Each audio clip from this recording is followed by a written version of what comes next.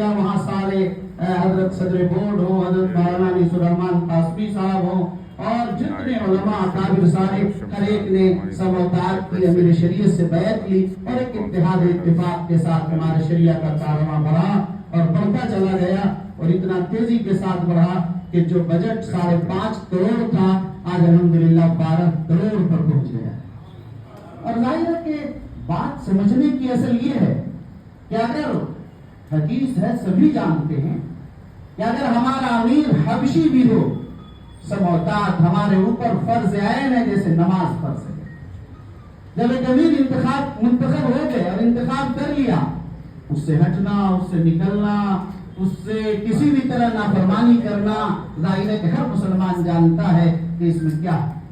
اس لیے ایسے وقت کے اندر ہمیں بالکل ہی جو چیزیں، مجھے یہ بات بھی یاد آ رہی ہے کہ حیرت ہے کہ اتنے پرانے اور بڑے لوگ اور اس انداز کی حرکات کرنا کہ میں امیر ہوں اور 4 ٹرسٹی کے بنا دینے سے امیر بن جانا اور بولنا، اس سے زیادہ مضحکہ خیز، شرمناک، حیرت انگیز روئے زمین پر کوئی واقعہ نہیں ہو سکتا ہے۔ دھس جانا چاہیے زمین میں شرم سے۔ ایک جاہل آدمی اگر ایسی بات کہہ دے تو حیرت انگیز نہیں، تو اس بیچارے کو معلوم نہیں، لیکن جسے معلوم ہو اور معلوم ہو کر دنیا کے چند سکتوں اور ٹکوں کی بنیاد پر اگر ایسا کچھ کیا جائے، خدا واحد کی قسم اس دھرتی پر رہنے کا انہیں حق نہیں ہے۔ کیا حضرات اس کی تائید کرتے ہیں؟ بات اصل سنجیدگی سے سمجھنے کی یہ ہے کہ دیکھیے امیر کے انتخاب کے لیے بہت سے لوگ یہ سمجھتے ہیں کہ ٹرسٹ ایک پاورفل باڈی ہے، ٹرسٹ نے بنا دیا امیر بن گئے، لیکن ٹرسٹ پاورفل باڈی ہے تو ٹرسٹ تو پڑھنا چاہیے، ٹرسٹ ڈیڈ کو دیکھنا تو چاہیے۔ خود اسی ٹرسٹ ڈیڈ جس ٹرسٹیز کی بنیاد پر کہا گیا کہ 4 افراد نے ہمیں بنا دیا، 5 نے، 6 نے، ظاہر ہے کہ ہم بن گئے، تو یہ ٹرسٹ ڈیڈ ہمارے سامنے ہے۔ آپ حضرات ہر ایک کو دیکھنا چاہیے اس ٹرسٹ ڈیڈ کے۔ آپ دیکھیے 8ویں صفحے پر باضابطہ یہاں انتخاب امیر کے کیا طریقہ کار ہوں گے، امیر کو معزول کرنے کا کیا طریقہ ہوگا، سب کچھ ڈیڈ کے اندر ظاہر موجود ہے۔ یہاں پر اگر آپ دیکھیں سلیکشن آف امیر شریعت، اس کا پارٹ موجود ہے اوپر پہلے والے اس میں پیراگراف۔ اسی طریقے سے تیسرے پیراگراف میں کیا طریقہ کار تفصیل سے لکھا ہے۔ اگر آپ اگلے پیج پر جائیں گے وہاں پر کیا جائے گا، وہاں پر صاف صاف لکھا ہوا ہے کہ ریزن آف ایکسٹینشن امیر شریعت کیا ہو سکتا ہے، اسباب لکھے ہوئے کہ کس طرح اسی ٹرسٹ ڈیڈ کے اندر موجود۔ اس ٹرسٹ ڈیڈ کو آپ حضرات ضرور پڑھیے، میں یہاں سے جتنا دکھا پا رہا ہوں دکھا سکتا ہوں کہ یہاں پر رول موجود ہے کہ امیر شریعت بنانے کا اختیار ارباب الوقت جو ایک باڈی ہے، ایک کمیٹی ہے، صرف اور صرف اسی کو ہے۔ اگر سارا ٹرسٹی مل کر اگر بنا دے، ظاہر ہے کہ وہ امیر نہیں بن سکتا ہے، سارے ٹرسٹی بھی متفقہ بنا۔ ارباب الوقت کے 851 ممبران امیر بنائیں گے، امیر کے انتقال کے بعد یا امیر کے پاگل ہو جانے کے بعد یا امیر کے کفر بواح ظاہری کفر کر لینے کے بعد جب ڈکلیئر ہو جائے کہ کافر و مشرک ہیں، تب امیر کا انتخاب ہوا کرتا۔ یہ اس ڈیٹ کے اندر نمبر وائز لکھا ہوا باضابطہ کہ کب معزول کیا جائے اور معزول کرنے کا طریقہ کار بھی سب لکھا ہوا ہے کہ تقریباً ٹرسٹ کے جو 2/3 ممبران ہیں، 2/3 ممبران، شورا کے 2/3 ممبران باضابطہ درخواست کریں گے نائب امیر شریعت سے کہ ہم امیر شریعت کے اندر یہ چیزیں پا رہے ہیں، اب ضابطے کے مطابق امیر شریعت نہیں رہ سکتے، معزول کیا جائے۔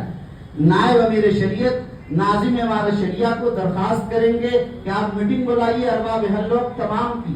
اب ارباب الوقت کو جب بلایا جائے گا اس کی اکثریت صحیح سبب اگر موجود ہے تب یہ سب ہوگا اور پھر اس کے بعد یہ سب معاملات حاصل ہوں گے۔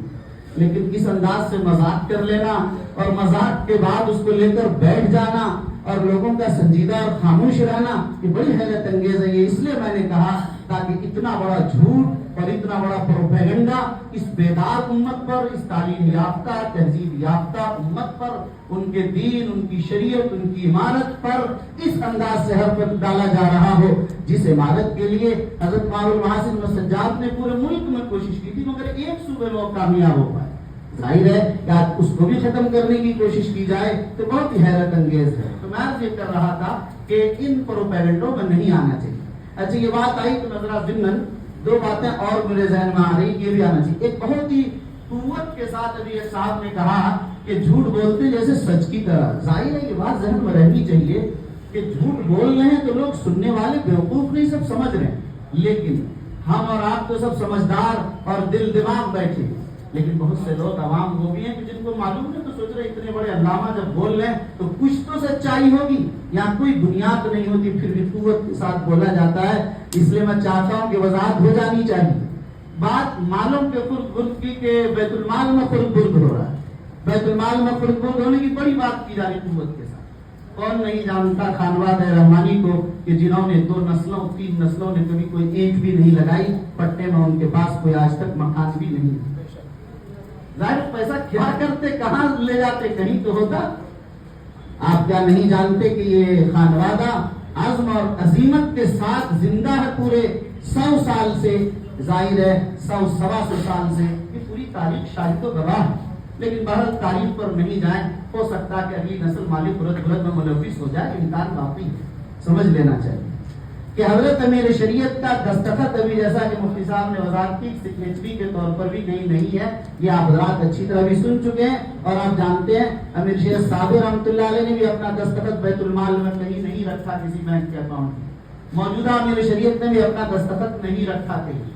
ایک بات اور سمجھیے، مالی خرد برد کے لیے ظاہر ہے یہ تو نہ پہلے کبھی رہا نہ آج الحمدللہ رب العالمین. اس طرح کی بات تو کرنی ہی نہیں چاہیے. پہلے کی علماء شریعت بھی بڑے مضبوط، دیانتدار، امانتدار والی زندگی گزارے ہیں. حضرت سید نظام الدین صاحب رحمۃ اللہ علیہ بھی خود اس کے لیے ایک بہترین مثال اور نمونہ ہے.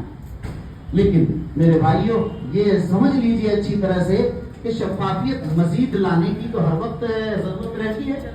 جب حضرت میرے شریعت امیر بنے اور میں خود 2 سال یہاں موجود رہا، میرے سامنے سارا نظام بنا کہ بیت المال کے کاموں کو مزید بہتر کیا جائے. اس بہتری کے لیے ظاہر انہوں نے کام تو یہ کیا کہ رسیدات اب ویلڈ رہیں گے صرف 1 سال، صرف 1 اپریل سے لے کر 31 مارچ تک کی اس کو ویلڈ رکھا جائے اور 31 مارچ کے بعد نئی رسید چھپے ہر سال 1 سال کے لیے، تاکہ سال گزرے اس کے بعد اس رسید کا آپ استعمال نہیں کر سکتے اگر کسی کے پاس رہ بھی جائے کچھ. اچھا پیسے جو جمع ہوتے ہیں یہ عجیب بات ہے، بڑی حیرت، بڑی مذاق، شرم آتی ہے، مجھے نہیں بولنا چاہیے لیکن کیا کریں.